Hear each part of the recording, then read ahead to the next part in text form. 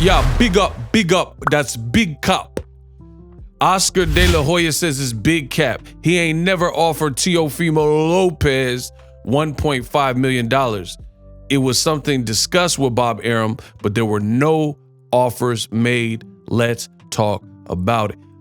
Fight World, it's your boy Ego, and I'm back with some more boxing. Subscribe to my channel, the best in the business, and it's not even close. Oscar De La Hoya, he's promoting Ryan Garcia versus Oscar Duarte, which will be on tonight. He did an interview and he said that he's responding basically to Teofimo, who said that he turned down Oscar De La Hoya because Oscar De La Hoya, his offer wasn't good enough. And he's working on, I guess, Teofimo takeover worldwide or something like that. Oscar heard this and he claps back. He says, quote, "I never made an offer." So immediately his first words, he's denouncing whatever's been told by Teofimo. "I never made Teo an offer. I sat down with his promoter, Top Rank's Bob Arum, and we discussed a percentage split, and that was it. Never made him an offer, but I'll tell you one thing. I will be watching very closely when Devin, Haney, and Regis Prograis go at it next week, and the winner will possibly get a call from me where we can start negotiating a fight with Ryan if Ryan wins tonight versus Oscar Duarte." A lot of moving parts. So he's calling cap to what Teofimo Lopez said. Make sure you guys thumb up the video, hit the subscribe, and the bell notification so you do not miss a thing. This is your one-stop shop for all your boxing needs. De La Hoya says, "This is no more than basically a conversation that me and Bob Arum had." Now, this is one thing I've noticed in boxing. It seems like there's a lot of fighters, and I don't know if it's too many hands in the cookie jar, too many chiefs, not enough Indians, but it seems like the fighters always or frequently have almost a different telling of what happened, and they're getting certain information. Like, one person that comes up to mind is Shakur Stevenson. Shakur is like, "Oh, Frank Martin turned down the fight." And then Frank Martin saying, "I didn't turn down the fight." So it's like you get these instances where the fighter, they're saying something that is completely different, depending on who you talk to. They're saying, like, one fighter would be like, "Oh, I was told this and that."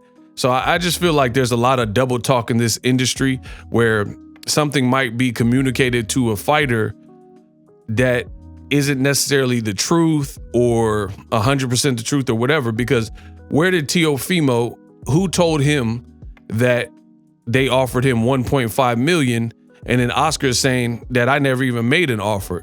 So somewhere, it proves what I'm saying. Somewhere, somehow, the wires are getting crossed and different information is being spread. This is why boxing, it would be nice if boxing had some kind of like overseeing governing body to eliminate some stuff. Like, I can think of so many instances of what I'm saying right now. Like, for example, Lomachenko became the franchise champion and didn't fight Devin Haney. Lomachenko did interviews subsequently thereafter when Devin Haney says Loma ducked him. Loma did interviews and blamed the WBC. He said, "They hit me up and said, we want to make you the franchise champion." But then Mauricio Suleiman, he has interviews where he blamed Lomachenko's team and said it was his team that requested to become the franchise champion. Only in boxing do you see this. How hard is it to track down a story and get the story straight? It seems this is always the case. Teo saying he got offered $1.5 million. De La Hoya saying he didn't get offered anything because this was just a conversation me and Bob Arum had about a percentage split, but there was no formal offer made.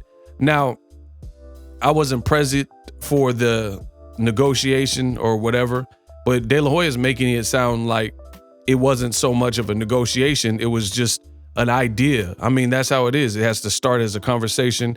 You float the idea and then you talk some of the business. And then as the business intensifies, then you start putting numbers on it, venues on it, dates on it, etc. So I find myself believing Oscar De La Hoya in this instance more so than Teofimo Lopez. And again, it might not be Teo's fault. I don't know who relayed this information, but when I first heard about this 1.5 alleged offer, first of all, it was random. It was at a media scrum for Benavidez versus Andrade fight. So I thought it was really random that Teofimo even said that. Like, why are you telling the media how much they offered you? Like, you could have just said, hey, they offered me something and I wasn't feeling it, so I turned it down. Why are you putting the actual number out there? That was kind of weird. And then the fact that Teo put the number out there, it seemed like so disrespectful a number that for that particular fight that for me, I didn't buy it. Like, I was like, I mean, either they're seriously penny pinching and in financial straits or something, but if they truly offered him 1.5 million and that's it for a fight with Ryan Garcia, coming off of the Josh Taylor performance even though Ryan's not coming off a great performance against Gervonta Davis and a loss, he's still a name in the sport. So I didn't really believe the $1.5 million, especially considering he moved up to 140 and looked very good in his very last fight versus Josh Taylor, a former undisputed champion. So I didn't really believe that. De La Hoya is telling me I shouldn't have believed it because there was no offer. Somewhere, like I said, the lines are getting crossed. Now, the other thing that Oscar De La Hoya said of interest is he talked about next week's fight, Devin Haney, Regis Prograis. And he says he's going to be keen in paying special attention to how that fight plays out. This is good news because as far as Teofimo and Ryan Garcia, Devin Haney has previously been very vocal about wanting to fight either guy. And if I'm being fair, I think Regis Prograis has even talked about fighting either Teo or Ryan Garcia as well, but particularly Devin Haney. So Devin Haney, he said that he wanted to fight Teofimo for some time. There's been episodes of DAZN where they were both there yelling at each other live on air. At the Fresno show, I believe it was a Mikey Garcia show, there was a shouting match with Devin Haney, his father, and Teo's father. So this has been a long-standing, long-brewing thing. Teofimo says that his son hurt Devin Haney in sparring, so there's a rivalry there. So I don't know where Teo fits because De La Hoya is not in charge of the career of him, but he's actually working with Ryan Garcia, which is another long-standing. They fought 6 times as amateurs, split the amateur fights. I believe it was 3 apiece. Ryan says he hurt Devin Haney.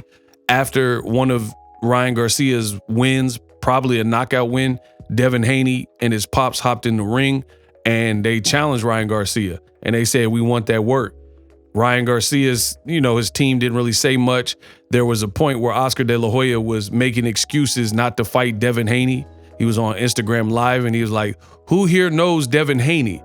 So for Oscar, who previously said, who here knows Devin Haney, and was coming out with excuses not to make the Ryan Garcia fight, it's good to see De La Hoya even mentioning the proposition of the winner, which is either Regis or Devin Haney, getting the fight. Because again, that has not always been the case.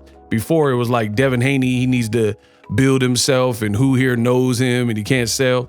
Now that he has a bad relationship with Ryan Garcia, Ryan's going against the promotion and he's already suffered a loss to Gervonta Davis. I don't know if Oscar De La Hoya even cares about, protecting Ryan Garcia's record or anything. So it'll be interesting. So basically you got to watch tonight's fight and next week's fight, because there could be some traction there. Drop your thoughts in the comment section. Subscribe and I'm out. Introducing Super Thanks. Right here on the official Boxingego YouTube. Super Thanks allows you, the viewers, to show a little bit of extra gratitude, which enables me as a full-time content creator to push out the content you need in the world of boxing. Underneath all the videos, you will see a heart with the $sign in it. You can enter any amount that you find suitable as a Super Thanks. A brand new interactive and colorful way to get your comments highlighted and noticed by not only myself, but other people on the YouTube platform. Super Thanks, a unique and cool way to show and applaud us full-time content creators. Hopefully you guys enjoy the content. Super thanks. The future is now.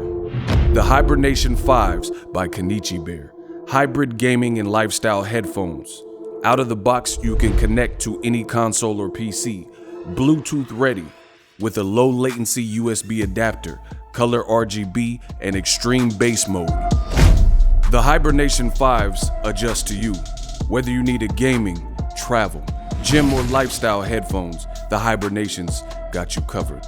The new Hibernation 5s, link in the description. Customize the way you hear the world. Welcome to the nation.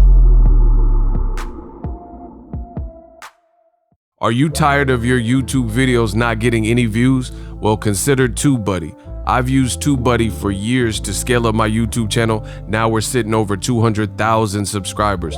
TubeBuddy is a browser extension that offers a ton of built-in productivity and time-saving services to take your channel to the next level. Use my link in the description to get started with TubeBuddy and level up your channel faster. We working.